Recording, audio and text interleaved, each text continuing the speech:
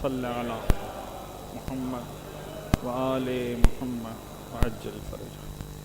عزیزان گرامی، نماز میں ہم جب رکوع کرتے ہیں تو جو رکوع کی ڈیفینیشن ہے اس میں دو چیزیں بڑی امپورٹنٹ ہیں۔ پہلی چیز یہ ہے کہ رکوع کے معنی ہے جھکنا، اور نمبر دو اتنا جھکنا کہ دونوں ہاتھوں کی ہتھیلیاں گھٹنوں تک پہنچ سکیں۔ یہ دونوں چیزیں جب جمع ہوتی ہیں تو رکوع مکمل ہوتا ہے۔ اچھا، جھکنا کے اندر ایک بہت ہی اہم نقطہ چھپا ہوا ہے، اور وہ یہ کہ یہ جو اصل میں قیام متصل و رکوع کے نام سے ایک چیز ہمارے پاس آتی ہے،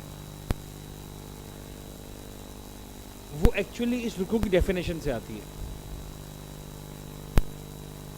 رکوع کا مطلب ہے جھکنا، تو جھکنے کا عمل ہوگا ہی اس وقت جب آپ کھڑے ہوئے ہوں گے۔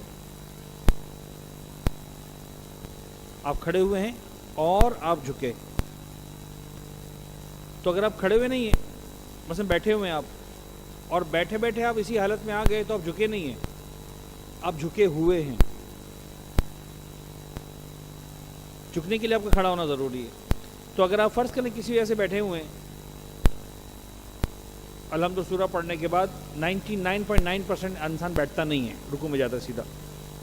فرض کریں خدا نہ خواستہ آپ کے پیر پہ ایک دم سے چوٹ لگی، تو دین آپ کو اجازت دیتا ہے کہ آپ نماز کو پاز کریں، 2 سیکنڈ 4 سیکنڈ 5 سیکنڈ کے لیے بیٹھ جائیں۔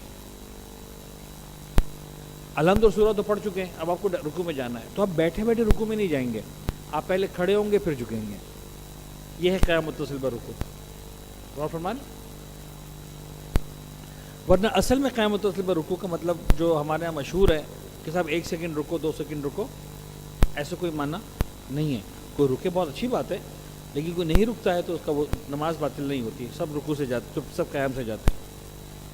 خیر، تو ایک یہ والی معنی ہے کہ جھکنا، نمبر 2 اتنا جھکنا کہ ہاتھ گھٹنوں تک پہنچ سکیں، یعنی ہاتھوں کو گھٹنے پہ رکھنا رکوع نہیں ہے۔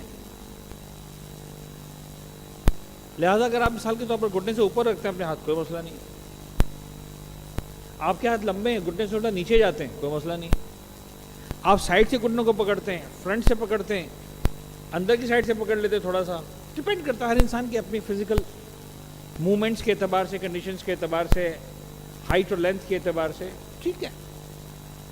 اتنا جھکنا کہ ہاتھ گھٹنوں پر، لہٰذا اگر آپ نے ہاتھ گھٹنوں میں نہیں بھی رکھے تو بھی آپ کی نماز صحیح ہے۔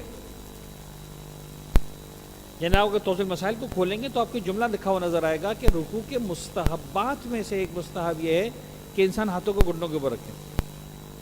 مستحب کا مطلب یہ ہوتا ہے کہ نہیں کرو گے تو ہماری عبادت صحیح رہے گی۔